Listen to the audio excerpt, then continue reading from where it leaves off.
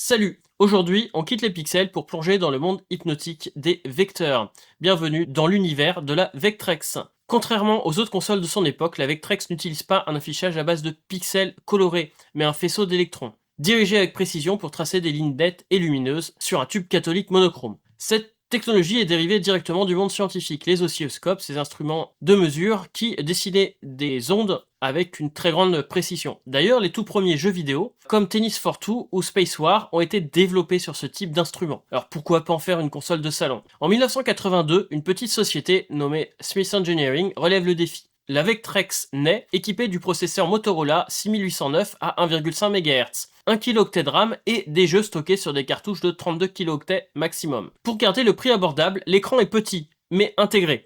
Oui, la console intègre son propre écran CRT vectoriel, aucun besoin de télévision, et ça c'est unique. Hélas, malgré son ingéniosité, la Vectrex arrive un peu trop tôt, et surtout juste avant le crack du jeu vidéo de 1983. C'est un échec commercial, mais une icône technologique. Elle est aujourd'hui très recherchée par les collectionneurs. Petite anecdote, certaines unités non vendues ont été utilisées dans les labos de physique ou recyclées pour l'enseignement. Heureusement, sur la TTGO VGA, on peut revivre l'expérience, et même si on ne retrouve pas le rendu hypnotique d'un vrai CRT, l'émulateur pousse le SP32 dans ses retranchements. Ici, on affiche du 1024 sur 768 en noir et blanc vectoriel. Non, c'est sûr que ça ne sera jamais aussi sharp ni aussi lumineux qu'une vraie Vectrex sur un écran plat, mais franchement, on s'en approche. Et vu le prix des consoles originales aujourd'hui, on va dire que la passion l'emporte sur la précision. Et ça permet de retomber dans ce genre de jeu addictif. Donc voici quelques jeux, même si j'ai eu quelques difficultés à pouvoir en télécharger. Ici, l'émulateur n'est vraiment pas aussi pratique que